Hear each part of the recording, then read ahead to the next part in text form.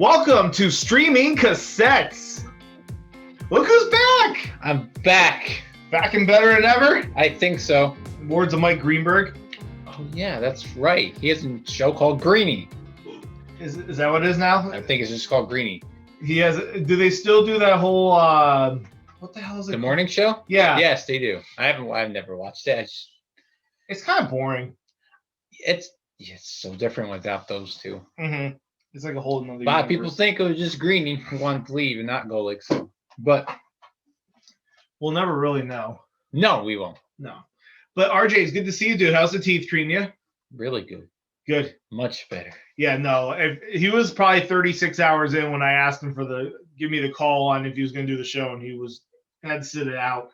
And let's do a shout out. I need a shout out to my wife. Thank you so much, Nicole. You did awesome. And it was her idea to actually do it because I was originally going to go solo.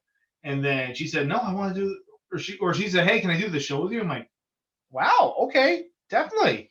And it was great. We talked about Christmas music and my sister-in-law's music taste and a little OnlyFans shout out. It was fun. We did a bunch of OnlyFans. Stuff. Not mine, but Tyler's wife. They had the interview on Winging It, and nice. I've been meaning to watch it. So, and actually, if you're watching this now, I think the Winging It just came out or is going to, but I just did a guest feature on Winging It with Hunter. So we just did that too, which was awesome. He wants you on at some point. That would be fun. Yes. It's literally I would enjoy that. Ramble. Anything. That's the best stuff. Oh, yeah. So much fun. We covered a lot. We covered, I won't say one of the things because I think we're going to touch on it tonight. Oh. But we talked about Hornets at the very end. We talked about what else we talked? We talked about some sports stuff and some business things. So it was pretty good. It's a good mix-up. Sports stuff. It was, we were recording Thursday. It was when the Seahawks-Cardinals game was on. So I popped off a couple shots of opinions on that. So it was good. Opinions. 2020. You can have those. Yeah, well, sometimes you can. I don't know. This show's still going, so I think we're okay. We're present. You can have music opinions. You ready to get into meme or stream? Oh, God. So the song, it's funny because I didn't know the whole origin of this song, but it has a few not seated like bad, but like a few strings of past life, but it's the oh no, no, that song. It's actually a sample in a I would not even call it's not a rap song because it's just repeats. So it's like a trap song, like a trap electronic song from Capone is the name. But actually, I looked up the original sample. Not Al Capone. Not Al Capone. Because he's dead. He's dead. He didn't pay his taxes. And Hoffa is buried underneath Giant Stadium, allegedly. Or if you watch The Irishman, would that give the movie away? Okay, if you did not watch Irishman. That's a true story, though. It's a true story. Well, they said he got popped off in a house near, like, in Wisconsin near Milwaukee. And they just buried him, like they threw out his parts at, like, an airport in Michigan. If you follow that movie, if you watched all 3 hours, that's what happened to Al Capone in that movie. But the Shangri-Las, remember Walking in the Sand, that's where the sample of Oh No comes from. And actually, per TikTok, I watched a TikTok about it. Billy Joel? I don't know how to say Billy Idol for a second. Not Billy Idol, but Billy Joel. He was the pianist of that song before he made it big. But let's play. You want to play a snippet of this? Joel. We gotta say Billy Joel. Billy Joel. There's a Billy Joe. Oh yeah, from Green Day. There's a difference. You have to go Joel and go Joe. Joel. Should we play a clip? Play a clip. All right. Oh no.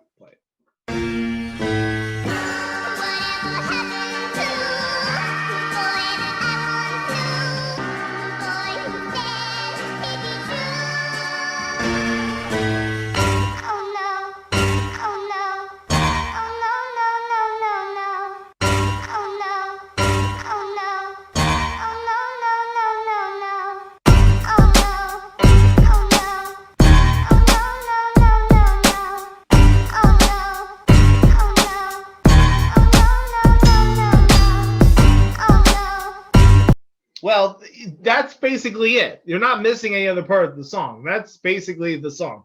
This song is worse than the first meme. What was the first meme? The Sada Boy? Yeah. Hold on, chop us in your head.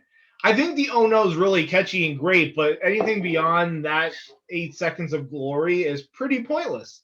It is. It's a whole song. Yeah, and that now mind you, it doesn't okay. So if you're gonna call something a meme, right? This is I think needs to be a good PSA disclaimer. If you're calling something a meme, that doesn't mean that it's bad. It's art. It got created. It's a masterpiece. It's lazy. It's lazy art, but it's funny art. And well, it's okay. So let me rephrase. It's lazy on the artist, but let's be honest. Nowadays with TikTok, that song, that artist never had any imagining that song would ever get to this magnitude. It's sheer accidental luck. It's kind of like, now mind you, this is not the same example, but I think the beginning of the Black Eyed Peas, "Where's the Love," right? Like that song had its own purpose, but if Will.i.am woke up 20 years later and said, "Oh shit, my song was gonna blow up again because of the intro," he would be like, "You're on some psychedelics." Like it doesn't make sense, but that's what's so cool with content creation. It's very genius of a viral trend that's being used on TikTok. But yeah, the song itself is very simple, very meh. This is what happens when you get lazy in your room and you're not Two-Man Embassy or Billie Eilish. Tristan plug. Oh yeah, that's number 1 today. Yes. Nicole had one last week. So I think other than one episode, we've had one every single week. Look at that. It's just a trend. It is. It's kind of like those trends on TikTok. Have you seen them? I've seen them mostly for David Dobrik, where it's like day 150 where I hit my leg with a scooter until like David Dobrik talks to me. Oh God, yeah. Yeah. So it's like that. I'll just keep doing it till Tristan's on the show. So this is episode 8, and he's not on the show yet. Wow, episode 8 already. Episode 8. Yeah. Well, 10 weeks.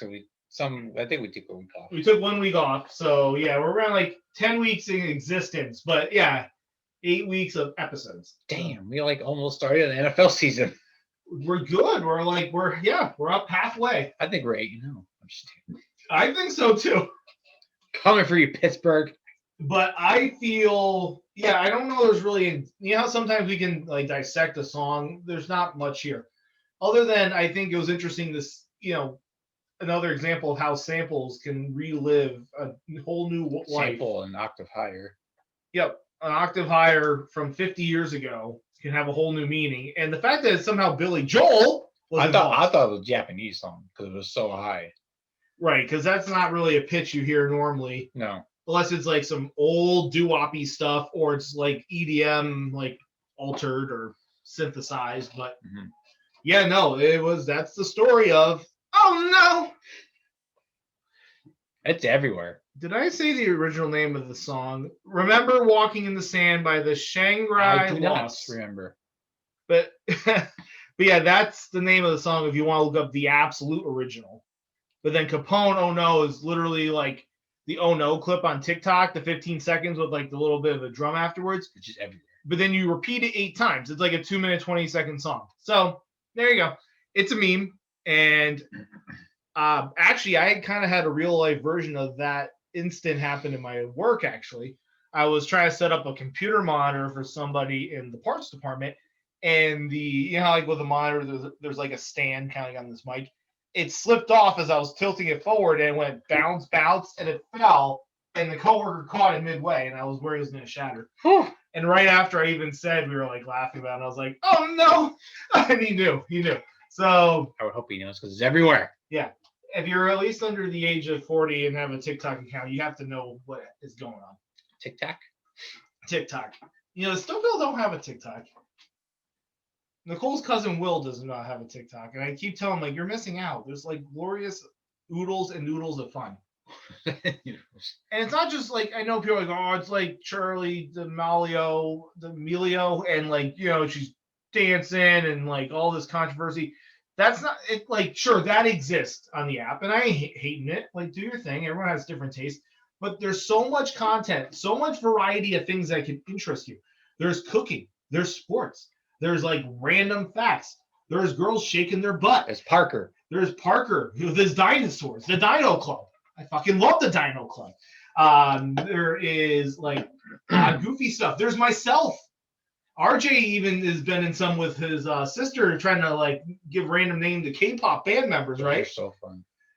When did that like? How did that start? It's I guess it's a trend with the K-pop community. So I'm just like, yeah, sure, I'll make up fake names for them. And that's like a shtick. It's fun. I might do a band one for her. Like, what's this band called? Oh, that's kind of funny, and like name it off that. That's pretty sick. Mm-hmm. I have enjoyed the series. I have given it a hearts up. They are fun. They are fun. So get on TikTok. It's not just for little kids. It's for old kids too. I hope it's not for little kids because there's some booties on there.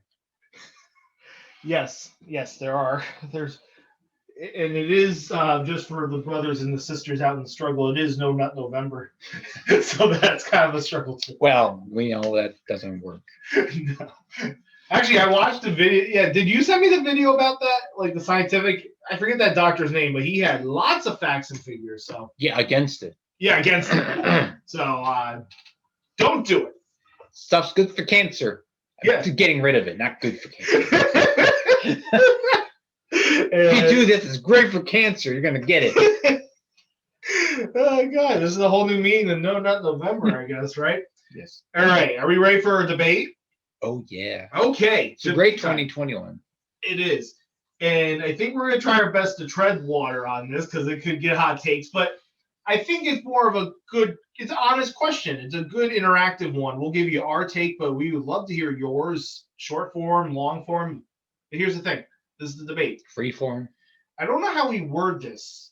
Do you know how to word it? I don't know how to word it. The only reason we came up with it is because there's new allegations. Oh my God, new allegations. What? Yeah, it's 2020. This stuff happens. So there's a lot of news around, rumors around Brendan Urie Urie from not Panic at the Disco because it's just pretty much him now, but formally, or not formally, officially it's Panic at the Disco. Officially Panic at the Brandon. There's been a lot of allegations of him having not an affair, but somebody came forward and said that he made advances on these people, and it just adds to the list apparently from his past that he has cheated on his wife, but then it came out that they are in an open relationship, which I never knew. There's video of him calling out the fans and hating on the fans, and there's also a couple rumors that he has talked about raping some fans and possibly raping people on stage. And what the heck? Yes. And has also made fun of people with depression and PTSD, even though he probably does have it from some of his songs. So yeah, these are all rumors, but some of them are true because of videos. The allegations are not official yet. So the question is, and then I may do an interesting side track, but the question is, does any checkered past, current, present, future of an artist affect how you enjoy listening to their music? That's the question. Think about it.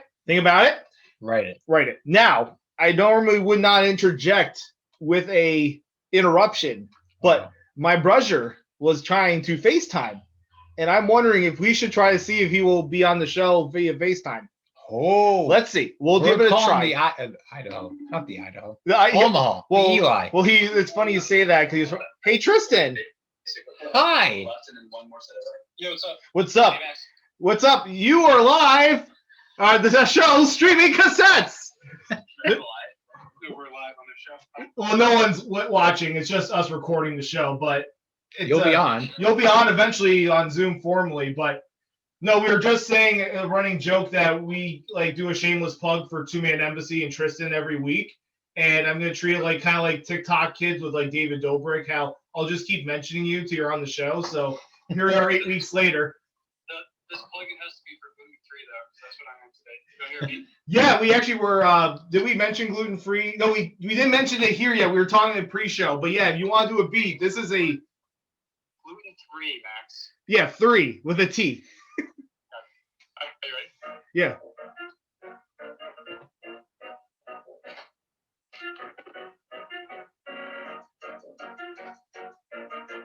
Yeah. Oh. Yeah.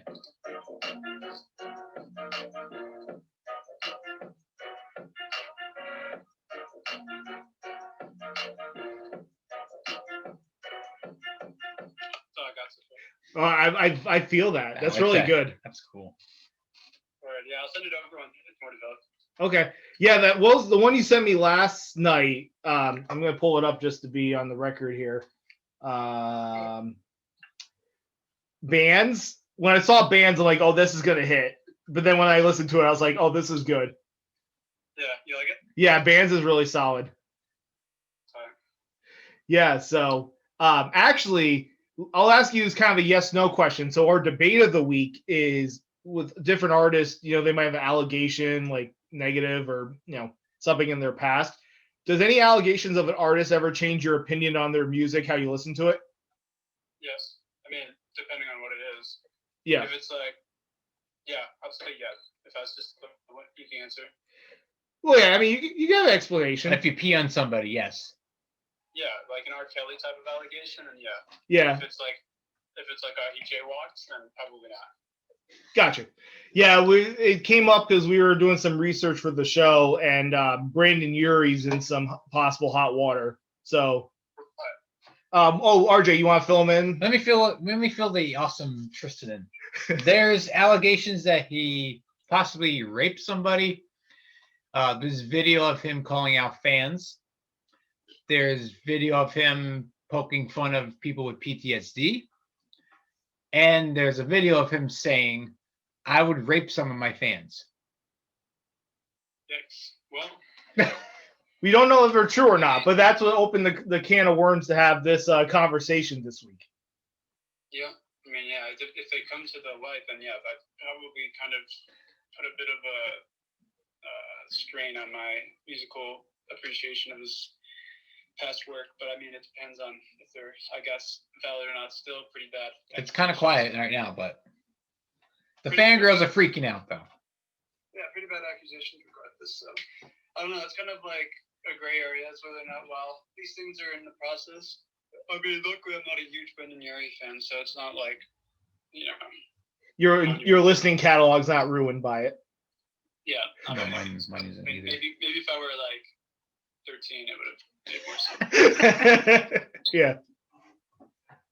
So yeah, I think that's my take. I'll let you guys get back to it, and I can talk to you later. Yeah, no, appreciate it. And yeah, check out their music, Two Man Embassy. They're working on some jams right now. Their latest single out is Here still, right? Yep. Yeah, Here featuring Silent Child, so check it out. But yeah, no, I'll hit you up after show, but I thought it'd be fun to have you on for a second. Yep, no problem. Hey, peace. Shout out. That was fun. That's why I said I normally wouldn't do that because we were gonna go like in on a vibe, but I was like, that was good enough to at least have. And the other person, that's Brad. He's another member of Two Man Embassy. And I guess I'll plug in. So my brother is doing a second venture. He's still doing electronic music, but he's gonna do some more hip hop producing. And his producer name is Gluten Free. He actually has like some stomach dietary issues, and he can't have gluten, so it's kind of a running joke. So if you ever hear any hip hop tracks in the future and it says this beat is gluten free, you know why. So yes, back to the debate. I apologize. I appreciate you letting me do that. That was fun. So the debate is if an artist's drama would affect how you listen to their music. And I think I kind of lean into maybe what my brother said, but also what we're going to discuss. On paper, yes. But it's certain maybe how you can kind of have to play ear by ear. Like sometimes they kind of admit fault, they grow from it, and that might change your opinion. Sometimes they're perennial offenders. The hardest ones, I think, is the ones that you're noticing now that are passed away and their shit's coming up because like they can't make amends. You don't know where they stand. So what's your first thought since you kind of brought this to the table? So my thought is this. If they, like you said, if they come out and apologize and say, this was this and this was that time and this was my mindset, and they apologize, I think they get a pass. But they get a really good pass if they were also dealing with some demons. Because a lot of this stuff happens is when people are dealing with abuse for drugs, depression, drinking. Yep. A lot of that stuff. And that's a different mindset. We know that very well. That's a very different mindset when you're in those moods. So they get a pass for that. But if they apologize and keep doing it, then there's a problem. That's when we start to go, okay, maybe I have to think twice about this when his song comes back on. High Hopes came on at work, and I was like, do I skip this or not?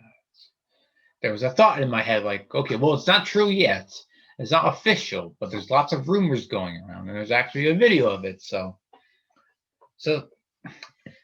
it's not black and white. There is a gray area. Like there's a gray area when they apologize and they keep going on and on and on and on about it. Can't really think of anybody off the top of my head. Maybe like an Axl Rose type that keeps going in and out of rehab and can't get anything right. Mm-hmm. Somebody like that. Now, mind you, has no allegations against him, but he was a really bad band member. So interesting. Yes. Kind of like a TO situation. Yes. A little sports reference. Mm-hmm.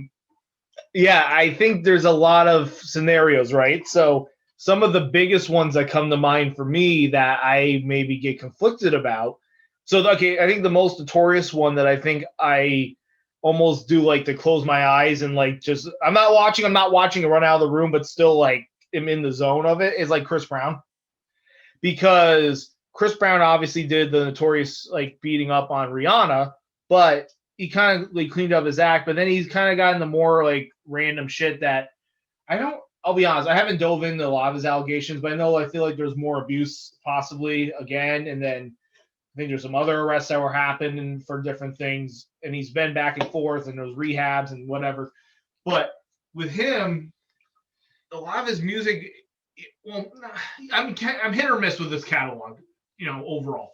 But like his older stuff was really good. And then some of the newer stuff I vibe with. And then there's some stuff where I don't. But I get torn. I'm like, shit, like it's really good. Or if he's like a feature with another artist, it's like, okay, like it's very congealed. It's not like I'm just going out of my way to get like an album. I'm not like, but so he's somebody where it's like, you're right. On paper, it's like, should I keep supporting somebody like this? But at the same point, it's like the stuff's good. And it's almost, I think what I justify is maybe it's like I don't know how to justify it. Because for example, like when I watched Surviving R. Kelly, I pretty much went from wasn't like a huge R. Kelly fan, but I had some songs I bumped to, there's like Ignition Remix and there's I'm a Flirt and I Believe I Can Fly and different ones. But I like erased all that off my phone after. I'm like, I cannot have this shit on my phone. Like I can't. And so that's somebody, as an example where I changed. I think it kind of depends. It's like, all right, if you have these fuck ups and you're working through it, you kind of have this prism of like, all right, I'll deal with it. Like, so a good example, Chris Brown, I might have a couple songs I listen to it, but I'm not really following him on social media.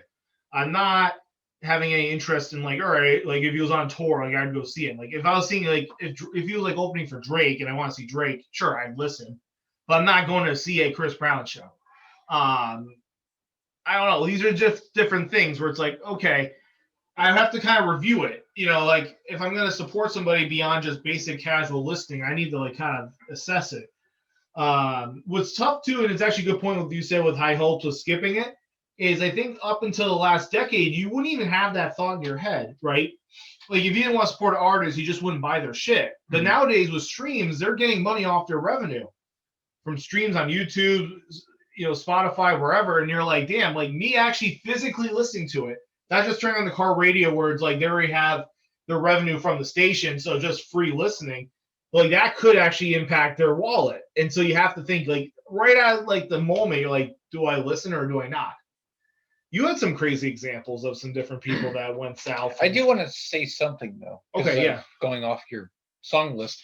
Okay, yeah. There's a difference between somebody supporting something and the difference between doing something. I want to make that clear.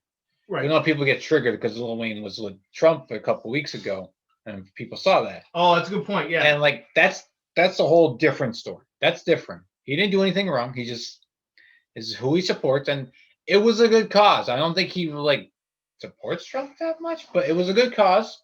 But I just want to put that disclaimer out there that political views and views like that, if somebody on here, if Drake is a environmentalist, we're not going to fault him for that. And that's what we're trying to say. This is about allegations. This is like stuff people actually did. Right. And I think with political, this is where I would boil down political stuff. You can have a different view, right? Now, as a consumer, I can choose if you have a political view or something, like I don't want to listen to you, right? I could say that. I'm honestly in the camp I'm in the camp with political stuff, unless you're saying that you're gonna like be like having like internment camps or something where it's like human rights issues and you support that. Like if you're just casually saying, oh yeah, I like my taxes this way, or oh yeah, I want to shoot a gun, goes pew pew. Like, well, on the macro end, you can say, why are you supporting a candidate one way or the other because of stuff? I'm not going to drill down with that with musicians because I'm like, you know what?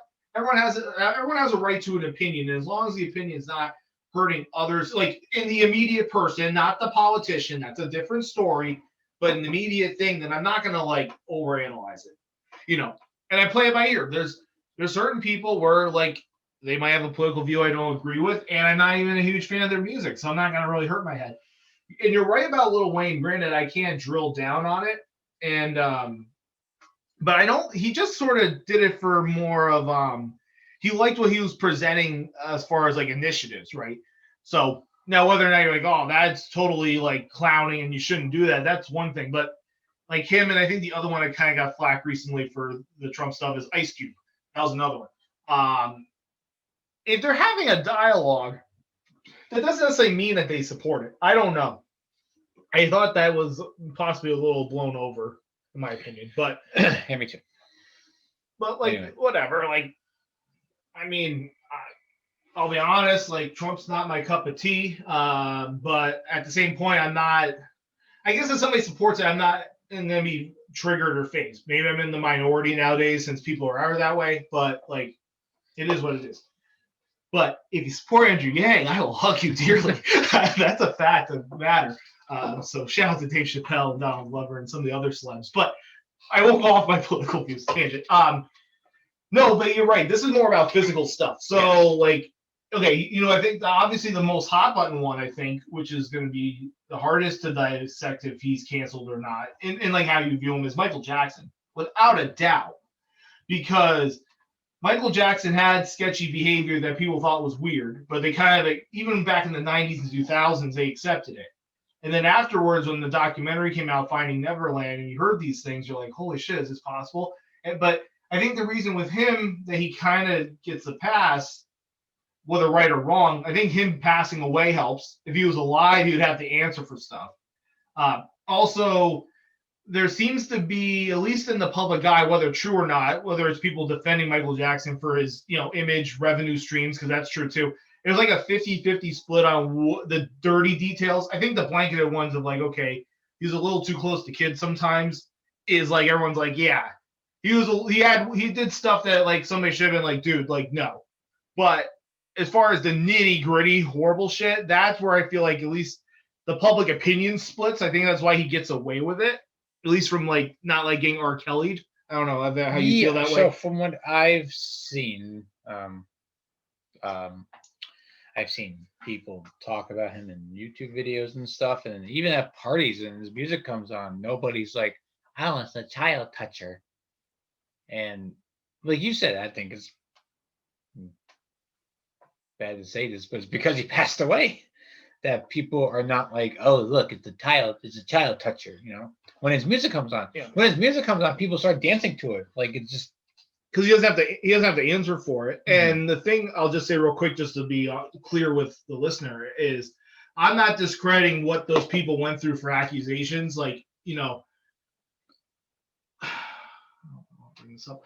I'll be honest, I went through something similar at a younger age, and so I totally understand that people might discredit that. I'm not saying that. Like I've been a victim of it, and maybe I'll dive in more if I want to in the future. But just to make a point, like, it's not discrediting the people accused. I'm not saying that, but I try to look at this more analytical. What does the public psyche think of it? And I think you're right, because I think he passed away in that scenario. He's not as accounted for his actions, and it kind of turns into like, oh, we'll never know. And as long as there's more yelling on one side than the other, you won't have a clear thing. It's not like Harvey Weinstein with Me Too. It was a tidal wave of accusations. So you're going to be like, yeah, he's wrong. He fucked up. So that was my only thing I wanted to make sure I brought up. Yeah, the same thing with Bill Cosby, because he's still alive. I mean, right. People will come out. He got accounted for. As far as like having to go through that process legally and everything. And another thing to separate, this is kind of a comedy thing, but the thing to separate is Chad energy.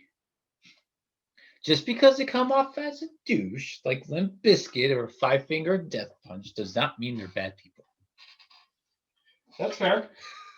Fred Durst might be an asshole, but he has nothing against him. And same thing with Ivan Moody. He has nothing against him. He just comes off as a douche. And some people just do that. Doesn't mean there's nothing wrong with him, because I don't think any of them have any allegations against them. So, but a Chad Energy band that does have allegations, no allegations, but it's on his Twitter. You can go look at it. Is the guy from Trapped? Oh yeah, you were just telling me about the Headstrong guy. Because he has so many views on Spotify, he thinks he's better than certain bands because he has more views. And he went on some tangent on Twitter, and it sparked some feedback from fans. And his comments back were all negative. And some of them came off as sexist, and most of them came off as racist. Racial slurs towards white people, black people, and other people of color. He's just kind of after all of it. He went after all of it because he thinks he's all that. And he literally has no gray area. It's just, bang, this is me. I'm the best, and who cares what you think, even if you're black or white. I want to call you out on your color. It's so obscure. It is. I mean, they do have a lot of plays on Spotify, and just because they have more plays than blah, blah, blah, does not mean they're better. And it kind of got to his head, even though they have one song that really blew up. I was going to say, like, you're more in the rock scene overall, but other than Headstrong, I don't know shit from Trapped. I know shit, but it's not as well known as the others, the one song. Yeah. Because you're saying they're making fun of, or they were shitting on Nickelback. And mind you, I know Nickelback's like a meme that gets shit on. I totally get it. But you have to admit, we're comparing Nickelback and Trapped. Yeah. At least from like just the public consciousness, Nickelback freaking pistol whips Trapped. Even if as much of a meme they are, like they have way more. Nickelback's way better produced, and it sounds better.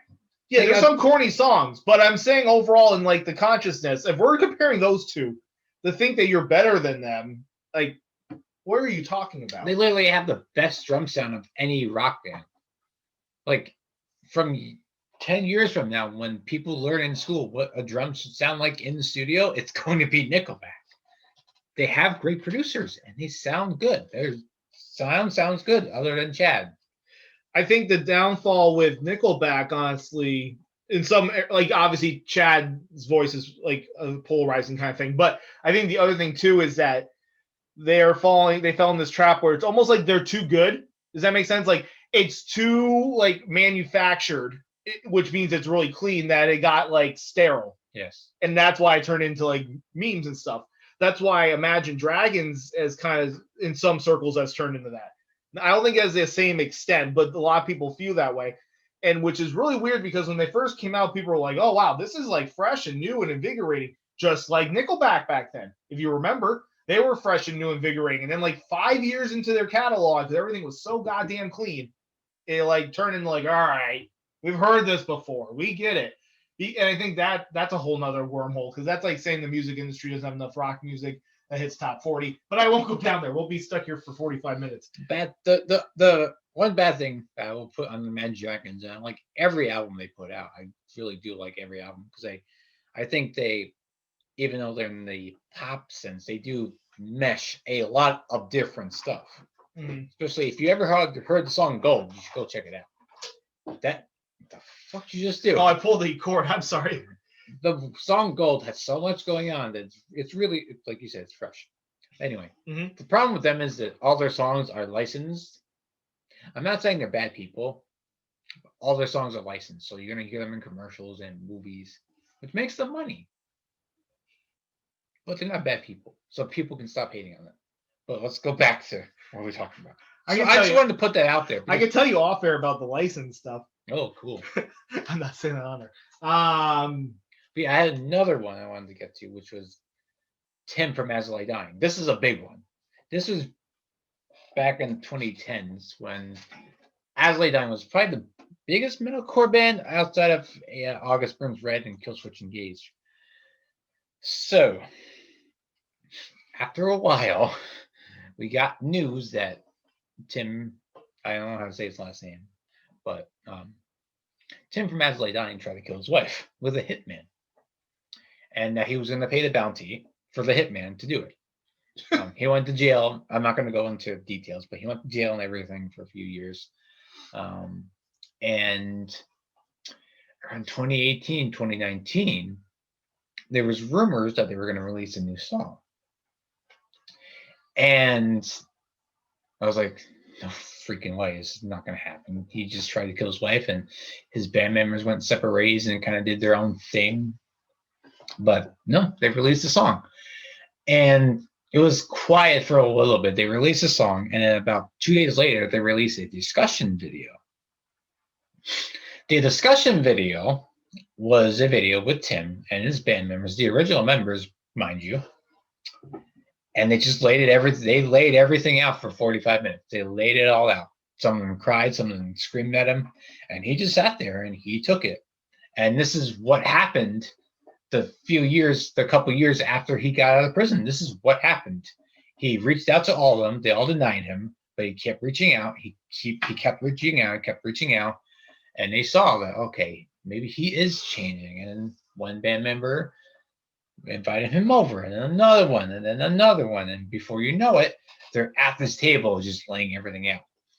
And other than the hitman stuff, which is what we knew about in the public, there was other stuff going behind the scenes that we did not know about, like band abuse. And he was always on edge for some reason. He was obsessed with the gym. I mean, he's a big guy. I wouldn't mess with him. He's a big guy. He was obsessed with the gym. And there was a lot of rumors about steroid abuse, which if you ever taken steroids, you get hyper, you get irritated really easy. You get turned pretty easy.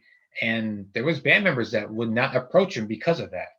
And it came to a almost Panic at the Disco situation where it just became his band and the backing guys. So, but why we should listen to them is because he made amends and is still working hard to keep the band together. And they released the album last year, and it hit crazy on Billboard. But this is what we're talking about, is that he made he's like, yeah, we don't curse on this show much, but yeah, I fucked up. I tried to kill my wife. I tried to hire a hitman, and I was going to pay the bounty to do it. Yeah, but they're still a band, and he got all the original members together. It was tough, and the video is still on YouTube. The 45-minute video is still on YouTube, and it's eye-opening. And the first song they released was called Mine Own Grave. And when the song came out, I was like, holy shit, this is literally about what he was doing. That's pretty crazy. Yeah, it was. And when they came out with a song, I was like, there's no fucking way. And at midnight, I was like, holy shit, they released a song. Because it was like 8 years they were dormant. I'll get if you have anything to add, I will get the year up. Okay. How long it took him. I assume he's no longer with his wife. He remarried. Okay. His ex-wife is now his friend. Wow, they were able to get through all that. Yes, they got through. That's some trust, dude. That's a big thing. It Holy took years shit. though. Like Yeah, Nick, right. the lead guitarist, was like he had like a 20-minute tangent on the video, and he was like, "You're a fucking asshole. You did this to us. You did this to us." And Tim just sat there and took it. And I was just like, "Fuck, this shit happened behind the scenes, and we didn't know about it." Right. So 7 years. So Sometimes you years. need to do that to clear the air. 7 years. Okay. I guess my thing, since we're boiling this down, what do you think is going to happen with Brandon Urie? What does your gut say? Does your gut say this feels accurate or no? It's hard to tell. The fangirls are worried, but some of them are like, I still love him and stuff like that. But is it going to be a lost profits situation where you turn on the video and the comments are disabled and people are like, I can't listen to this anymore? Which, I know we're going off, but I wanted to bring this up. Lost profits situation. We're not going to say what he did. Just look it up. Look up the band Lost Profits. And then click on the singer. Yeah, I did that a couple days ago. And then come back. And then if you want to comment, pause and do that if you want. If you want to comment, be like, that's fucked up. It's fine. I mean, yeah. I'm not going to say what it is. Because it's that bad. But murder is bad, but this is like, why would you do this? I'm just going to leave it at that. And they have a banger song called Last Train Home. And every time that comes on, I'm like, I just can't. And if you look at all their songs, comments are disabled. So that's one of those that you, you basically altered your listening to. As I dying at the too, because why would you try to kill your wife? I mean, what the hell is wrong with you? Mm-hmm. Why would you even try to do that? That was like, dude, that's messed up. That's messed up. Trying to kill another human being behind her back. So yeah, they were off my catalog for a while, and then they came back. I was like, okay, maybe he is making amends. That's one band's Lost Profits that I will not touch. Mm-hmm. It's bad. It's bad. Yeah, I think one of mine is definitely the R. Kelly stuff. I'm trying to think of any other ones that I listened to that have changed. I think the only one I get conflicted about, but I just sort of listen, and that's kind of the extent of it. I don't do anything more, is a Chris Brown. I'm trying to think of any like other people. Yeah, when Chris Brown comes on, I go, oh God. It's hard because, like, you know, songs like Loyal are really catchy. Wait. Does it depend on the person? Like, personally, like, does like I think hitting a woman is stupid. It should never happen unless she has a knife or something. Yeah. I'm just saying. If she has a knife or something, yeah. Egregious self-defense needed. That's different. But maybe does it depend on the person? Like, the fangirls from Brandon Urie are like, I still support him. So I was like, okay, so you didn't go through a rape, or you don't know anyone who's gone through a rape, so you don't know how it feels. Right. Or is it like, is it what you experienced in life too? Because I think abuse is stupid. So I'm like, yeah, if Chris Brown's going to hit a girl, yeah, fuck him. I'm not going to listen to anything he does. Or like Michael Jackson, like allegedly touched kids. Are we like, well, we know someone who's been touched, but if it's allegedly, Yeah, I mean, that goes into play. I think the only reason I can sum up the Chris Brown one for me is, I guess I look at it as like I adjusted myself from making it be something where I'm like, oh, like when I was younger, when his early stuff came out, I was like, oh yeah, I'm on everything, on about, like, I did the stuff. And then I did alter. I'm like, okay, I'm not going to listen as much. And then, like, you try to, like, pay attention. Oh, you know what's something we could talk about before we move on? I know we were on this for a while, but this is like a heavy subject. What do you like what do you think of like a Demi Lovato situation where she went through like different drug abuse stuff, and she went to rehab quite a few times?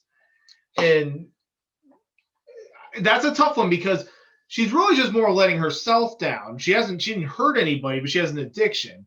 But you try to be like, all right, hey, this is the time she gets out of it. Like, I don't know, does that ever change your opinion on an artist? It hasn't for me if it's like, it doesn't hurt others, like, formally. Geez, we can bring Eminem to this too. Like, yeah, he's another example of that. Because, like, was it him or was it his wife? I mean, he made a song called Kim about killing her. So it's like, who is it? Like, you know, is it one Demi or is it the other Demi who we're supporting, you know? Well, Eminem, he had that dark shit, and then he, you know, famously, you know, relapsed the album and all that. But I think he grew out of it. I think people like Demi are good people. the trying and trying. It's hard to get out of that stuff. Mhm. It really is. There's people like me who be like, well, I'm fucking not gonna drink again. And we do it. We have it like a couple times a year. But then there's people who just can't do that. And people in general can't see that. Because I can be like, okay, no more weed because of depression. Fine. Good. Easy. Done. There's some people who could not do that. And I think people in general, in the general public, do not get that. They just think, oh, yeah, you just quit. It's like, yeah, no, it's not that easy. So for some people like me, it is. But for like person A, it's not. They can't. They see beer and like, oh, Coors Light 6-pack? Yeah, give me it. Mm-hmm. What do you think? This is, I think, the last one that's worthy of touching on this, and then we'll, unless you have more.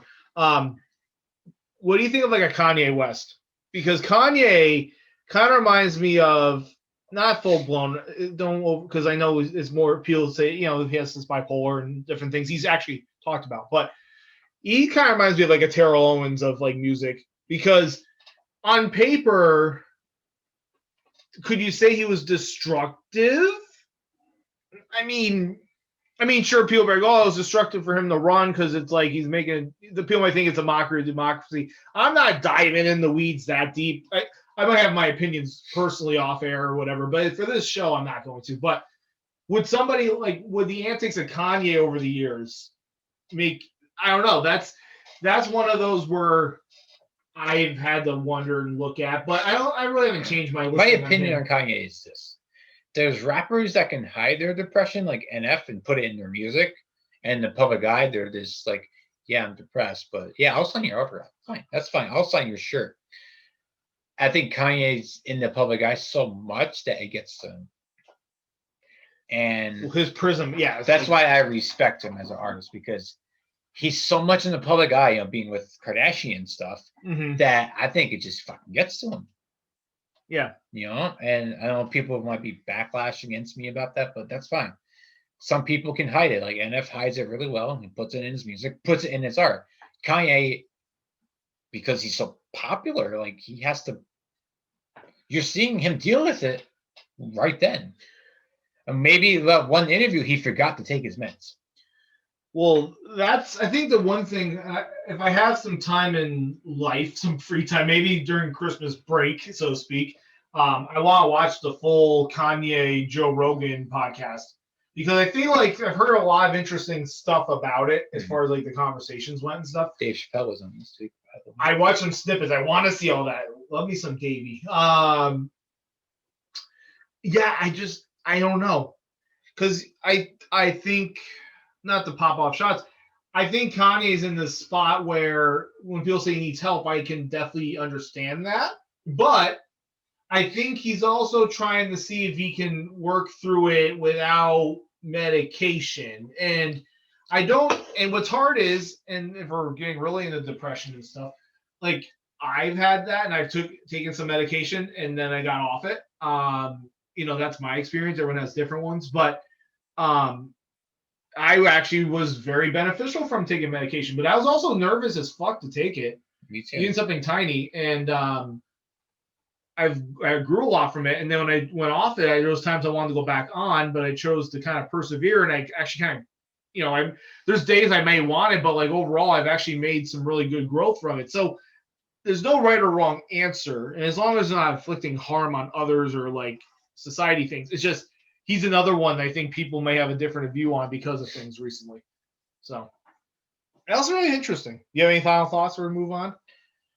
I know this was a very loaded segment. So yeah, I have no final thoughts, but stay tuned on Instagram and Facebook and our personal Twitters to see if anything comes to light with this whole Panic at Disco thing. Okay, yeah, we'll definitely keep you guys in the loop. So. Let us know in the comments what you think. Very loaded one. We thought that it was very relevant to the topic this week, but kind of almost a discussion at large about opinions and what you view that. Let us know if there's an artist that you will not listen to. Yes, that's a big one because we might have missed somebody. Oh, there's a lot. I mean, I'm sure it's country artists and R&B singers. There's a lot. And so let us know. You ready for it? Are we doing? So we have rewinds, but we're doing a little bit of a lucky thing today. We're doing double forwards. Because I wasn't here last week. So You wasn't here last week. Let's do 2. And so I said, well, I'll do 2-2. A 2. 2-2. It's like that stupid Indeed commercial. Indeed, you need Indeed. It's like, really? Indeed. Let me pull up. Indeed is useful though. Not a sponsor, but they are useful. They are. I will give. If you know how to use a laptop or a phone, it's pretty good. I think we're gonna change it up. I'm gonna let you go first on the rewind. On the rewind, we're doing rewind first. Yeah, we'll do rewind. Okay. First. This song, I'll say what I'm going to say after. This song from 1997, it's by Radiohead. It's a great song. It's called Paranoid Android. Here's a clip. When I am king, you will be fast against the wall. With your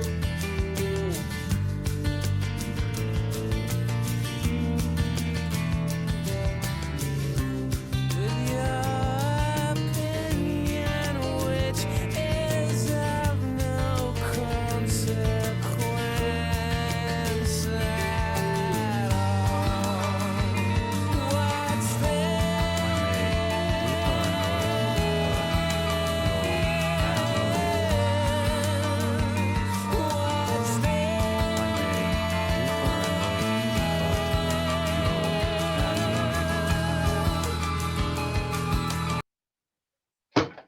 This is what I was going to say. Okay. I think I've told you this before. I Yeah. sent you a video of Rick Beato doing What Makes a Song Great about this song. Oh, Which if you haven't watched that YouTube channel and you love music and you love our show, check it out. What's the name of it again? What Makes a Song Great? Oh, that's the name of the channel. What makes song? No, great? that is the series he has. Okay. Rick Beato is the channel. Was that like that guy that you sent like the different songs from 2010 and 2020? Yes. Okay, No, yeah, no. That's Rumi Official. Okay. That's the Swedish guy. the Swede, yeah. The gray hair guy is Rick Beato, Okay, yeah. who does What Makes a Song Great. And he goes through the song track by verse by verse, and he splices it, takes out the vocals, just drums, stuff like that. It's really cool. Wow, that does sound pretty cool. I sent you a few. But I sent you a bunch of shit. And you sent me a bunch of shit too. So it's like Just so much content all over. yeah, so what makes a song great? Just type in YouTube and a whole playlist will come up. But yeah, so this song was on that, and like, ooh, I might have to switch up my list because, in my opinion, this is the number 2 greatest song of all time. This song is number 2 greatest song of all time, in my opinion. Okay. I won't give number 1 away. Number 1's Bohemian Rhapsody. Nobody will ever write a song like that ever again. You can fight me in the comments if you want. And maybe we'll do one at the end of the year. Maybe we'll do like a whole what's the best song of all time thing. And I'm fine with not teasing it. Number 1 is Bohemian Rhapsody by far. I would have to think on what my number 1 song is. I don't know. Of all time. It's Of all tough. time. Yeah, it's really tough. I have like 3, 4, 5. I'm like, but these two, definitely. The Paranoid Android by Radiohead. I got into Radiohead in college. College is weird with music. You know, you have your metalheads and stuff, but then you have these weird people that are like, you know, they dress like they could work at EQX or something. No offense to EQX, but EQX 102.7. and they give you these weird obscure bands like, okay, Radiohead, that's cool. I know Creep. I know that song. Yeah. I know, a couple other songs, but yeah. First time I heard Paranoid Android, I'm like, what is this? Because there's no verse, chorus. It's just like section 1, section 2. Let's go back to section 2. Then there's section 3. Oh, wait. There's another section. You should just watch the What Makes a Song Great episode. He goes through more in depth for this song. But I love this song. I listen to the song almost every other day. It's just, there's so much going on. I mean, sometimes I'm like, let me focus on the drums because the drums are so freaking quiet in this song. Let me focus on the guitar, which changes every freaking line.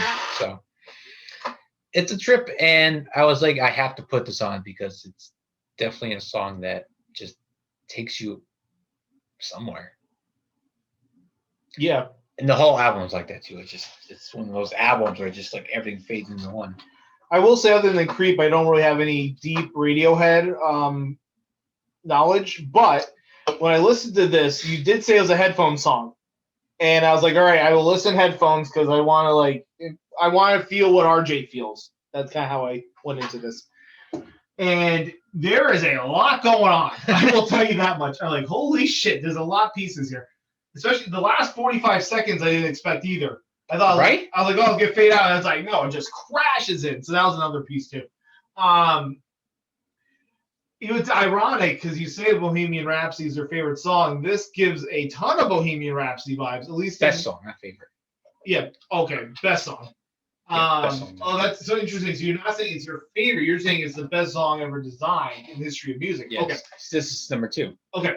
So would you say there's a lot of similarities in the change-ups? Because Funny thing, another reason Bohemian Rhapsody is number 1 is because if you look at it, certain bands, 21 Pilots, MCR, have their Bohemian Rhapsody. Like bands have welcome their to the Bohemian Black Parade. Exactly. Ode to Sleep by 21 Pilots. It's the same, almost a structure like Bohemian Rhapsody. And I would argue Astro World by Travis Scott is his. Yeah, a lot of artists will deem a song, this is my Bohemian Rhapsody. Just saying, just Interesting. It's Yeah. like that is the bar set. yes. Yeah, so yeah, what else did you think? Okay, so what's the one thing that threw me off about this song? And I'm curious. This is my only critique of it. The vocals I didn't feel like were mixed as strongly as I would have thought. Well, it is 90s. I know, but even in 90s sense, it was like the vocals when you listen were a little drowned out by the instrumental. That was the only thing that threw me off, and maybe that was on purpose. That's why not trying to say like, oh, and like Radiohead was back then, especially, was like a major recording artist band. So like they aren't cheap on a fucking budget. Like there must have been an artistic reason they did that. I don't know if you have any background. I don't know about the vocals. The only thing I see is really tuned out is the drums. Yeah, there's a couple spots with that. Like you hear like a guitar here, and then there was like a plucking of another guitar here. Like, and it was literally like mono, like left, right. Like you heard one thing here, one thing here. There was definitely some parts that were like more of like, and they didn't have that back then, but like drops. Like there's more like the breakdowns, like in these areas. Like, okay, this makes sense. Then there was definitely like the let's go like on a magical like mushroom trip vibe. As far as like the kind of like fade away feelings, and it crashes back. What part of the vocals in the song you can remember that made you go, oh, this is recorded differently? I felt like in that like 2-3 minute area, it was a little different. During that breakdown where the guitar changes? Yes. I will agree with that. And it might have been the mixing might have gotten off, or it might have been the artistic ways of Radiohead, because it opens with an acoustic guitar. That's the first thing that opens with. Mm-hmm. And then gets louder. So maybe it might have been the artist thing. Yeah. But when you first listen to it, you're like, oh, this is just going to be an acoustic song. Right. No, it goes all over the place. I was thoroughly impressed. So for me, blind take, not knowing lyrics, not knowing really fuck about Radiohead other than Creep. I'll give it an 8.25. Oh wow. That's probably my better ones of yours. I was like, okay, this is really interesting. This was quite an interesting listen. I'm not going to rate it because it's like number 2 on my best song list. I think you know what I'm going to rate it. So a 12. Yeah. I just sometimes you just need a trip, and Radiohead takes you on some trips. That was good. I like that one. Mm-hmm. I'm glad you. I didn't think you would like it. No, I dug it. I was like, you know what it reminded me of? And maybe this is kind of like in the world of COVID. I had like this like little like Tear for Harambe nostalgia in my mind. It reminded me of going to, if you're from Rutland, you might know the bars. It kind of reminded me if I was at like Center Street Alley or Touche's. That was the one I really thought was Touche's. And I'm playing pool, and it's not so much like maybe a live band's doing a cover of this song, or it's playing on the thing, and I'm just having a couple beers with the boys shooting the shit, and you kind of get like this like 90s like acoustic kind of rocky vibe, because I feel like a lot of the music around Rutland, I'm not trying to compare like Rutland Man's to Radiohead because that's an insult to Radiohead, but that's like kind of the vibe, right? It's a little bit of like this grungy-ish, kind of this like chill, vibey rock. I mean, we live in Vermont, so like it's all about being chill and the vibe. I went to Castleton, so there you go. Yes, so like it just kind of felt an ambiance and a nostalgia that it made me think, shit, this reminds me like For some reason, college kids love Tool and Radiohead. Don't ask me why. I bet there's a science behind it. Yeah, I bet it probably is. I mean, both bands are really technically talented musicians, but still, it's like, okay, Tool and Radiohead. Yeah, it gave me when I was listening to it, I was just sort of like zoned out. I'm like, damn, I would love like having like a fucking like blackberry wheat long trail on a pint glass, shooting pool and being like just. Did you notice popping Stephen off shit. Hawking talking a little bit? In the song? Yeah. No. There's a part in the beginning when he says, "What's this?" There's it's not backwards talking, but it's literally like a Stephen Hawking voice in the background. Vaguely. I'll be honest, between like 90 seconds and like 100, like it was like a 45-second period I skimmed because I was running. You said you're here in 5, and I was trying to like make sure I got everything. But then when I heard like so many change ups, I'm like, fuck, I'm just listening to the whole rest of the song. Because I was like, okay, this is crazy. But yeah, no, that was a solid rewind. I liked it. Any final thoughts before I go to mine? No, go ahead. Okay, I don't want to interrupt. Mine is, I'll be honest, I've been on such a forward find kick because either just running around, new music I dig, or I've been helping out my brother with some of his projects, looking for artist stuff. So there was one rewind I listened to in the shower earlier in the week, and I was like, that's a good song. I'm picking it. And that one is, I just want to make sure. Oh, yeah, I'm on one. DJ Khaled featuring Drake, Rick Ross, and Lil Wayne from 2011. Let's play a clip. I'm getting so cold. I ain't wait this hard since I was 18. Apologize if I say anything I don't mean. Like, what's up with your best friend? We could all have some fun, believe me. And what's up with these new niggas? And why they think it all comes so easy? But get it while you here, boy. Cause all that hype don't feel the same next year, boy. Yeah.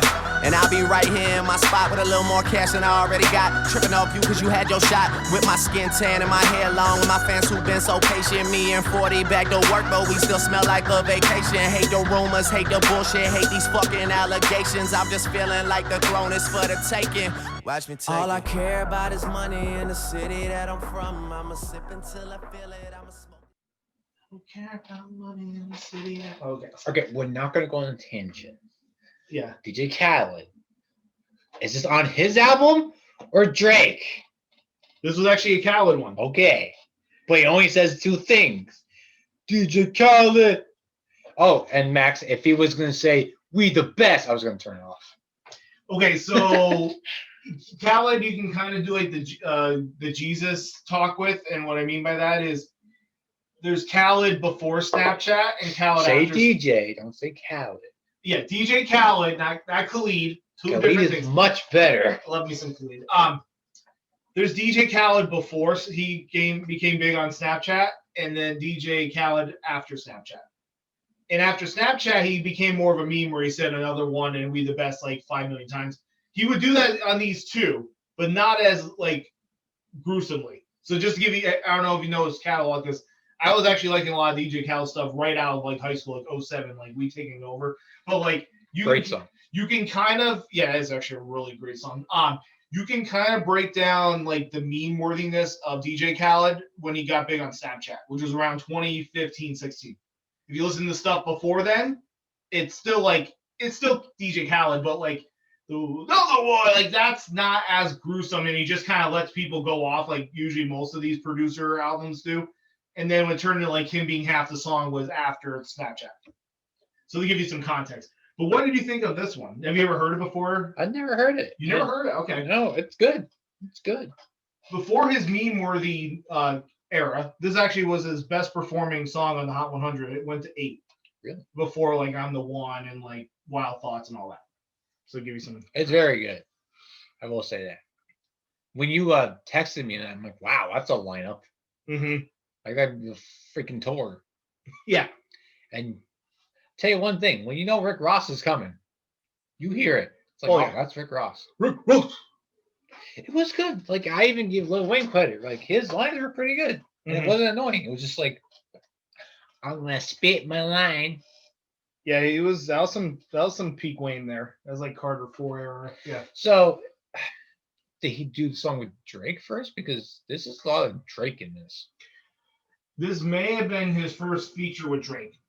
I gotta look back, but it was definitely early. This is in the era of Drake. This was right after like the Over album, but before Take Care.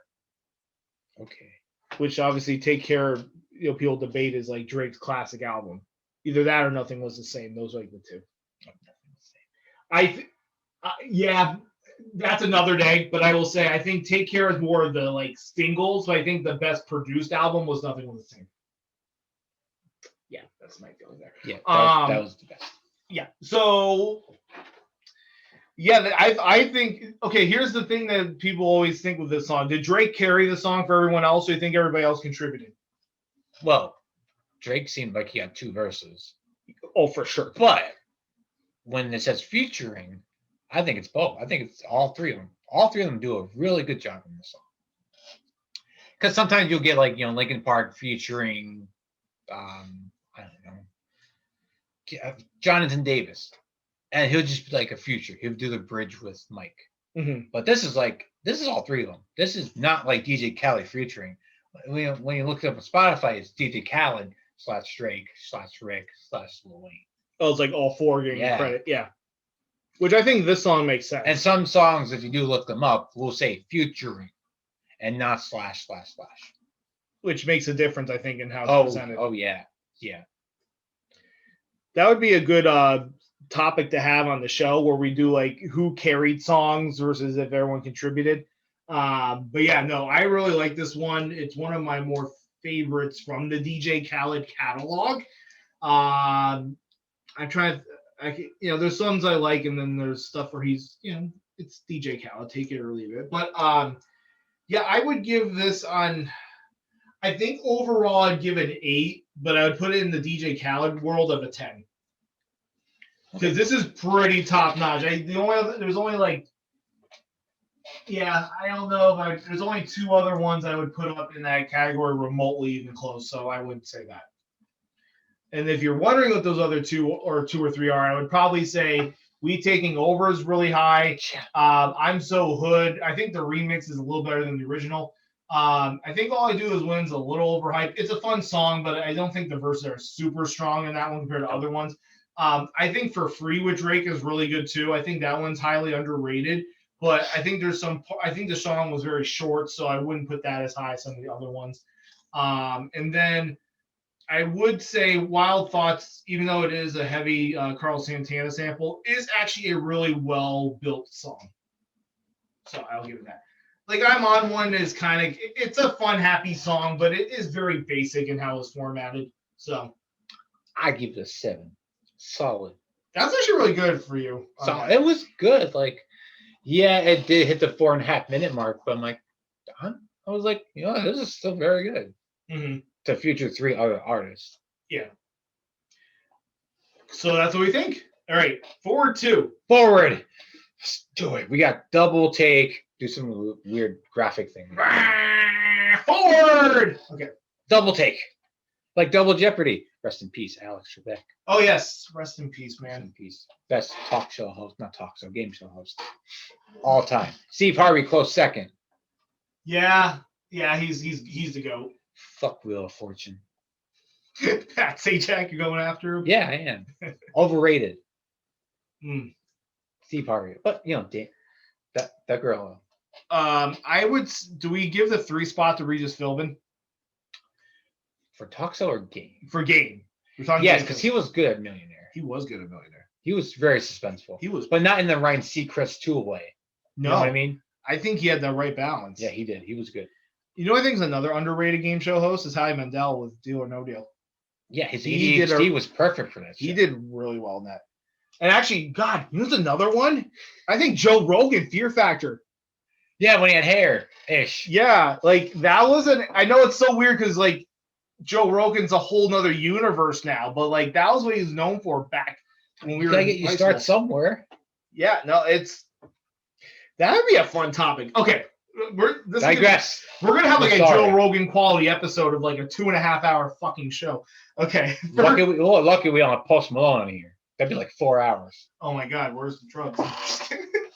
All right, your first forward find. Okay, is- we're gonna start out with a bang first because I missed last week. So Deathcore Vegan is back. His Childchewer by Infinite Annihilator. Oh yes, this was a chewer.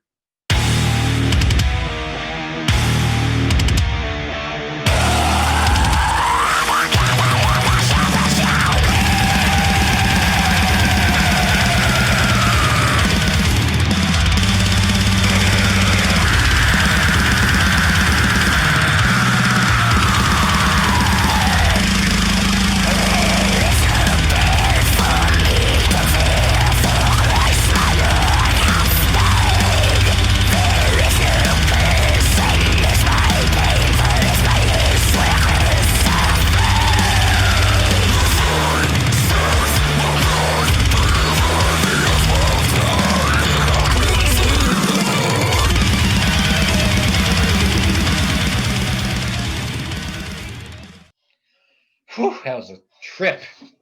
My God. I'm gonna let Max take this first because I'm gonna say this. This is a less overproduced album.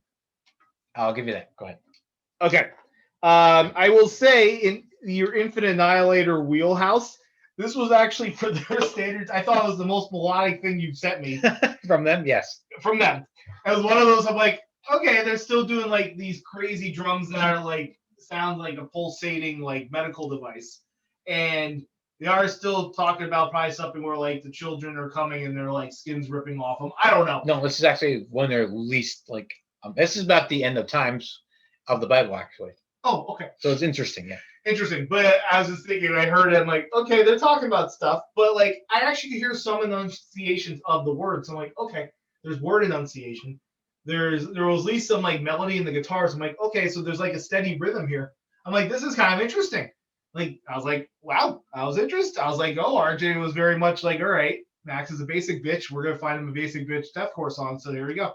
I don't know if that fits the vibe, but it just I noticed those things right out of the gate. No, the vibe from this album was like, okay, we already went crazy in the last album. Let's still be crazy, but we do need some structure. And every song on this album does have structure. Yeah, and there's a lot more futures from other artists. You could definitely notice structure than like some of those other ones you sent me. Yeah, there's actually futures on this album, so it makes them be like, oh, okay, so they are branching out to other things. They're branching out to other artists. So there's still crazy stuff in the album, but and of course, this is the first song off the album, so of course they had to be a little nuts. Yeah, but why did you pick this one over other ones? Because I think people need to know that there is there's Infinite Annihilator, the last album, the purple album that I call it, I don't know what I'm listening to album, to the hey people, this is deathcore, still crazy but like palatable music. They'd be like, oh, okay, I understand this is going somewhere. This is not just like killing babies. Okay. They're talking about killing babies. Okay. This is weird. This is awkward. Now it's about like death and battles and still killing babies, but in more of a end of times kind of thing. Yeah. But no, I love that guitar breakdown in that song, Childchewer. It's just like it's like a pinball weird. I don't know what he uses for pedals, but it's like a pinball machine almost. The drum was still just blazing.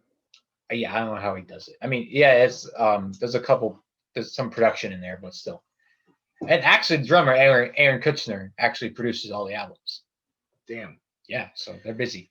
So, what would you rate this one? Okay, from a Infinite Annihilator perspective, it's like a 9. From my perspective, it's an 8. Okay. Because it's like 2.5 minutes. It's like, okay, this is the album. Here we go. You ready? Okay, let's go. Okay, that's fair. I don't know what I've ranked other Annihilator songs. This is like a 5.75.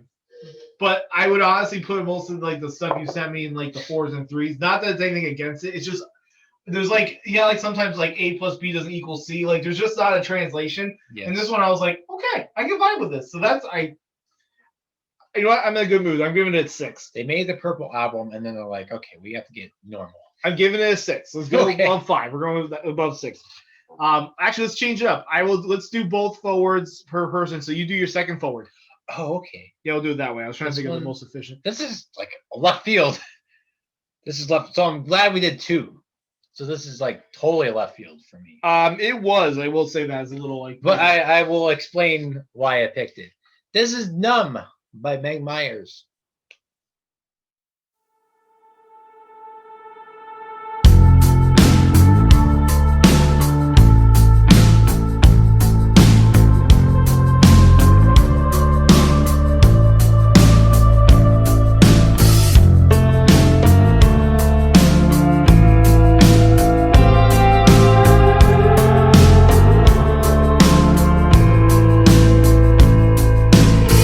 When all is said and done, tell me how to write this, tell me how to fight this war. I'll keep marching on like a broken robot, money back guarantee. I'm in your coast. Are you depressed yet? I'm just kidding. I'm numb. Oh, not Linkin Park though, No. or Jay-Z Numb Encore. Okay. So I'm glad we did 2 this week. Kind of good timing. Mm-hmm. Because the reason I wanted to do 2 this week, not because I took a week off, but because my playlists have been really, would you say, obscured? Like, I had Imagine Dragons on one day, I had Meg Myers on one day, Neck Deep on one day, then I went to August Burns Red. And it's like, what the hell is going on? The reason I picked this song is because Aubrey actually introduced me to her, and like, she's kind of growing on me. I like her style. It's kind of like she got lost in the 90s, maybe was born in the 90s or something. Just was a little bit too late to that grunge 90s era. And so, I've been listening to her a lot lately, and I like the vibe I get. I picked this song because of the chorus of pretty much talking about depression and anxiety. And I want to talk about this because people will give me songs that, hey, this is about depression. I think you would like it. And I think people assume that I listen to a lot of depressing music because it speaks to me. But here's the twist. You got to vibe with the person singing. Mm-hmm. That's what I've noticed. People will send me stuff. Oh, you love this about depression and anxiety. It's like, yeah, I don't vibe with them. I vibe with what she's saying, and I like how she's singing, but she also has like a kind of rasp in her voice that's like angry. She's kind of angry. She's fed up with something, but it's not like screaming at you like a Kurt Cobain. So, and then that's how I vibe for 21 Pilots, because their songs aren't as in your face about depression. They have more meaning to them. So it's like, oh, this is dark, but I have to go find more meaning. But, Max might send me a song, but, oh, this rock band sing about depression. It's like, I don't vibe with it. The lyrics are great, but I don't vibe. Like Neck Deep, they sing a lot about depression. And I don't listen to a lot of the easycore, but for some reason, I connect. And that's why they've been on my playlist for the past couple weeks. So, and I picked this one because it is left field, and I like to do left field some days for people. Be like, oh, he's just deadcore vegan. But it's like, no, I like some stuff that you like, well, you like Billie Eilish? You like Meg Myers? This is weird, man. It's like, I like minor keys, I guess. It's interesting. I think It reminded me of something I probably would have heard from like Nicole's playlist, but also it made sense for you because a lot of times what you listen to is very much like it doesn't have to be hard, but it could be very lyric or meaning heavy, and that's something that I've always seen resonate with the playlist that you have. I thought it was really cool, really chill vibe, and it was one of those. I'm like, wow, I'll have to ask RJ more about this. So it was really good stuff. I give it like a good. For me, I know I'm the worst to like ask for ballads because like I have to really be in a mood for a ballad. I'm just a high energy, like coked up kid. I don't know. It's just like I love my high energy stuff. But I put this in the 7.5. I thought it was a good song. I liked it. Yeah, it's been on repeat just because of that chorus and how like she's singing, but she's also kind of angry at the same time. And I will say it is a vibe killer because I was in the car with my sister. It's like, I'll play some music you've been hooked on. And I played like she had a BTS mic drop. If you haven't heard BTS mic drop, check it out. It's a good song. Is it? I haven't heard that. It's good. And I put this on. I'm like, oh fuck, this is a vibe killer. But I was like, oh yeah, I feel it. But yeah, no, I was shocked when always be playing a song by her called Lemon Eyes, which is like this upbeat kind of catchy thing, but it's kind of dark at the same time. Like she's holding a guy hostage. So it's like, okay, it's dark, but the music is really like, So that's been on her playlist. I'm like, who is this? This is catchy. And then I did my deep dive, and she's pretty good. Yeah. But before I rate, what do you think of what I said about depressing songs and lyrics? Do you think you have to vibe with the singer and the band to be like, yeah, because there's, like you said, you can send me a song about depression and be like, yeah, I get it, but I just, yeah. I think it depends. I am very much of, if I'm in a mood and I need to listen to stuff like that, what usually actually gets me, unless I'm really needing to pay attention to the lyrics, I really vibe with what the instrumental is. Whether the guitars are a certain way, the drums are a certain way, the mood of the singing. I actually resonate more with those to like get me through depressing sometimes. It could be honestly like a breakup song or something that has unrelatableness to me at all, like from like what I'm going through. But like when I listen to how it sounds, it puts my mind in a spot where I can like process things.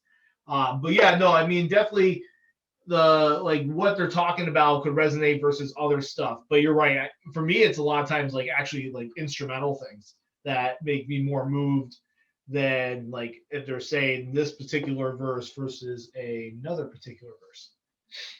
So a little in the weeds with Max. It's like an NPR talk. In the weeds with Max. Oh, NPR. Oh yes. You have good music stuff though, I will say. As far as they have good music stuff. She was on it before. Churches was on it. Like it's really cool because it's like unplugged but not unplugged. It's really cool. Huh. That's pretty sweet. Oh, I give a song an 8. 8. Okay. Hey, we're pretty close on that one. Are you ready for my forward finds? Your forward finds are good, I will say. All right. Wow. Okay. So yeah, we'll do this. I want to do a shout out. So this is something where, back to TikTok, right? I found this song just kind of in passing, just a little For You page, a little swipe. Here, I'll do the story afterwards, but his name's Johnny Two Phones. Johnny Rescue. Let's play a clip. It's a banger, kid. We're gonna make it out the road with this one, huh? Johnny! Hello. Oh, shit. Honey, Jesus blessed me. I think too much.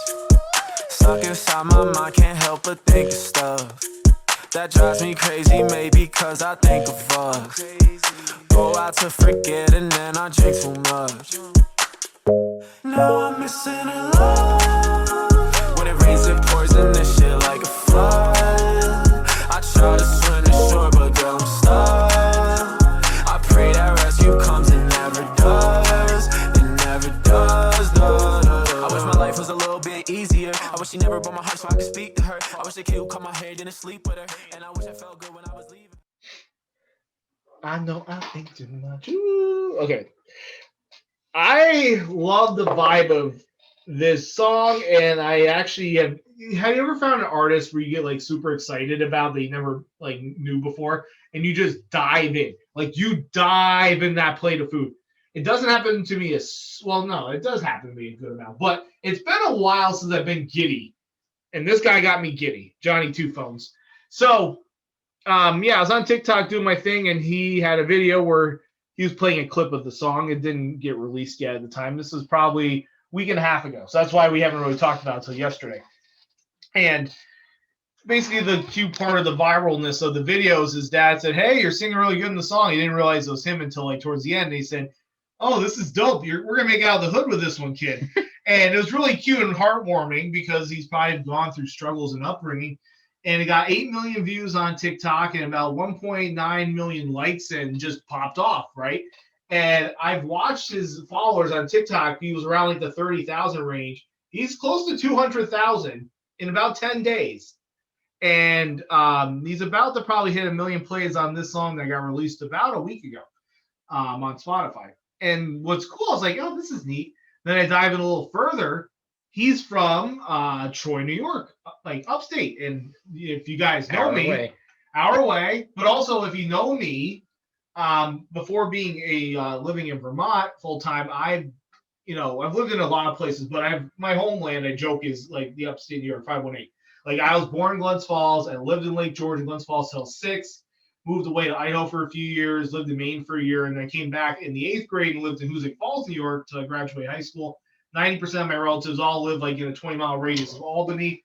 I know I almost dropped my trip there. My stepdad's side of the family lives in Glens Falls, Hudson Falls area. So like that's a part of me that will be there to the day I die, along with my roots in Vermont. So when I see that, I'm like, hey, the little upstate love. I dig this. This is like awesome. And then I was kind of checking into other songs he had, and I was like, I really like this guy. I love his music. I love his sound. Like, I really want him to be on the show and interview him. I think he's awesome. And he's independent. And actually, there's a YouTube channel that I follow called Patrick CC, and he like reviews rappers and stuff. And he actually did a video trying to guess how many plays each rapper had. And he actually had Johnny Two Phones on there, which I didn't even know. I was like, and this was from like last year. And I'm like, oh my God, this is crazy. And it's just like the whole vibe of like, I really like the guy's deal. I really hope he does well. And I think Rescue's a cool song. It's about a breakup that he had with his girl that actually cheated on him for his barber, actually. When I watch his stories, is what I've learned. And I was like, wow, this is really fascinating. But no, that's why I wanted to give him a shout out. He's smaller compared to maybe some of the other artists we promote on here, but I thought that I really dug his story. Look at us. Look at us. Look at us. Yeah. Look at us. We're promoting small artists. 2 of us. Both of us. We're trying really hard. Look at us. I mean, I did. So I see it over there. I'm going to compare it. So Meg Myers had 600,000 monthly listeners. Johnny Two Phones almost has 300,000. So both of them are climbing. Mm-hmm. And one has been out longer than the other. So I'm just saying. Yeah. Perspective. We're trying to get these people out there because right now, COVID, they need us. They need us. Oh. Get their merch. Buy their merch, people. Yeah, no, it is. You got $20 lying around. Streams. Actually, I feel bad. He got like into a fender bender in his car. I saw in his story. And I was like, damn, that sucks. Fans get, they have van fires. They have bus fires. Now's the time. Now's the time to support your peeps. Anyway, this song's catchy, dude. Yeah. I threw it on the workout playlist. Because, it's only 2.5 minutes, but it's like, yeah, it's a good vibe. It's a good vibe. Mm-hmm. Am I going to go on my way and listen to it? Probably not. But if it pops up, the workout playlist before on my drive home, before my workouts, heck yeah, I'm going to leave it on. It was good. I'm just going to do it. And give it a solid 7.5 because it's kind of short. Yeah. But it's like we said, TikTok is changing the game. Mm-hmm. I give it 7.5. So it's a good vibe. I dig it. What do you think of that pissed me off when I played you? Speaking of that, Rescue Me. I didn't expect the guitar solo, and he plays guitar and pisses me off. Yeah. I'm like, oh, that's interesting. It's a cool vibe he has. I would recommend Piss Me Off. Trying to think of some of the other ones. Gelato. That's another good song. And then I've also liked, I'm going to look at my library here. What's the other one I downloaded from him that I was digging? Here For It. That was another good We one. did not do this on purpose. We did not discover new artists at the same time. It just happens. No, I literally for the For You page was like, oh, this is really cute, and then I was like, well, it's a rapper, so it's kind of fun. I dug in, I heard some other like songs he used in stories. I'm like, well, this is cool. I said, I'm gonna find him on Instagram, and then somewhere it said like 518 in a comment from a person, like, yo, you're repping the 518, and I'm like, hold up. Like, this guy's from like my neck of the woods, like from around. It's not often to get people in like a 2-hour radius of you popping off in any like measurement thing, at least in like hip hop and rap. So like, let me check this out, and I was like, damn. So yeah, I really dig the guy. I think it's awesome sounding, and I would highly recommend you checking him out. I'm gonna give Rescue a. I'll give it a. I will give it an 8.75. Oh, close. Close to a 9. I think he has more in the chamber. I think so. I think it's really good, really catchy. I dig it. Like you said, a little longer, maybe like a bridge. I think it could really get there. So I'm gonna give him a little shout out. And I love it. So you're watching this, check him out. And maybe I'll actually talk to you someday. Johnny! The second forward find is Set Me Free by Oliver Heldens, Party Pupils, and Max. Not me, the singer Max. Love Max's voice. It sounds like I'm being cocky myself. I don't. Anyway, solid track. Let's play it. Set me free.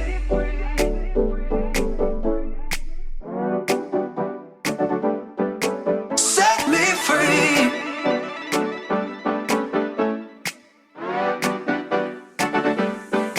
Set me free. Get my feet up off the ground. Set me free. 'Cause I really wanna hear that sound. Set me free. I wish I had you here right now. Set me free. 'Cause you're the only one I want around. Set me free.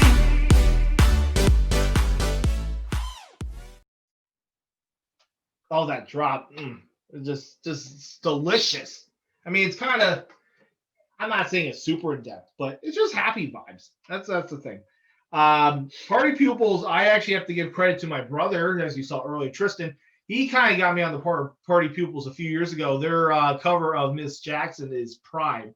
And actually their remix of Love Me Less from Max and Quinn 92 is a really good remix. So check that out. I'm curious what you thought about it. I say this. My one negative is that it kind of goes on too long. It kind of repeats itself. But add it to the playlist again. So 2 in a row for Max for the playlist. Wow, that's a good vibe. Good vibe. It reminded me a lot of Tristan. Mm-hmm. It was a joke when I messaged him, like, is this Two-Man Embassy? Yeah, I It saw had that. the same keyboard vibe, but the singing was different. The singing wasn't Blake. Like, it didn't sound like Blake. Of course. Yeah. And didn't have his quirks. Mm-hmm. It had different singing vibe to it. But yeah, it had some Two-Man Embassies mixed in there, but it was a good vibe. It just felt like it kind of went on too long. But okay. I put it on the playlist, it has to be good. If it's on a playlist, it's higher than a 7, or it's at least a 7.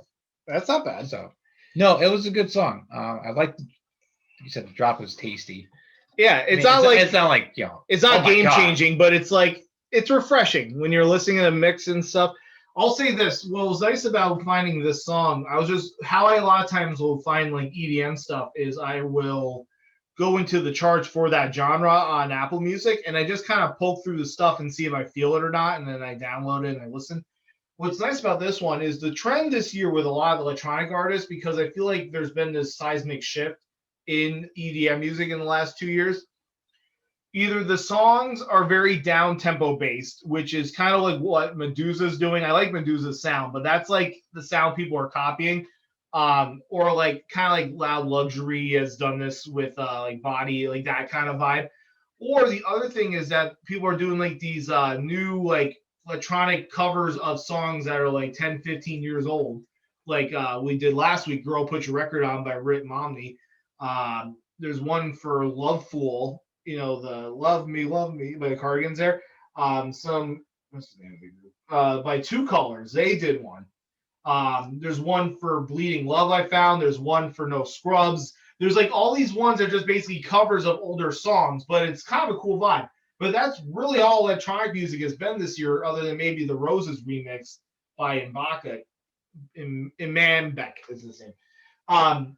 It's weird. It's like your big players like Martin Garrix, Calvin Harris, like even Diplo, other than some of the country stuff, like they've been kind of quiet. And I don't know if there's a reason for that or if like maybe the money's out of the game. I hope not. I love electronic stuff, but it's a weird vibe. And so when I heard this, I was like, wait, this is like new and refreshing, and it doesn't fit in these like too predictable like formats things have been going to. So I was like, yeah, I like it. I would put this at God. Would you rate it as 7? 7-ish, yeah, 7, 8-ish. Yeah, I'll put it in the 8. I think Rescue's better than Set Me Free, so I can't put it higher than that. Damn it, I'm going back. Rescue's a 9. I was gonna try to not do a 9 to be hipster. It's a 9. It's a good song. But I don't know. I don't know if that's something you've noticed on the electronic side. I know that's not really your genre as much, but per TikTok, like, okay, one of the biggest songs of the year is that by Surf Mesa's I Love You from Emily. I love you. And that's from like the 50s, 60s, that song. And they got covered. Like that's kind of where EDM is. And so it's a weird transitional year. Maybe it's 2020. And maybe this decade will bring some new vibes to it, but I don't know. That's why I was kind of excited when I heard this. I'm like, oh, it's kind of new and refreshing. Yeah, I have noticed a lot of it is slower. And it's kind of annoying for somebody who's trying to get into it. When you're so used to Calvin Harris and Martin Garrix. I know, I feel bad because like some of the prime years was like 2010 to like 2016. Mm-hmm. And so now you're in this weird time where you have some good songs, but at the same time it's like fading away. And I get that things change and stuff. And it could even be lower tempo, but you think the bigger players would have some involvement. Like Calvin Harris is I forget the exact name, but it was like Love Funk Volume 2. That whole album or whatever. Like that was a cool vibe. That was slower.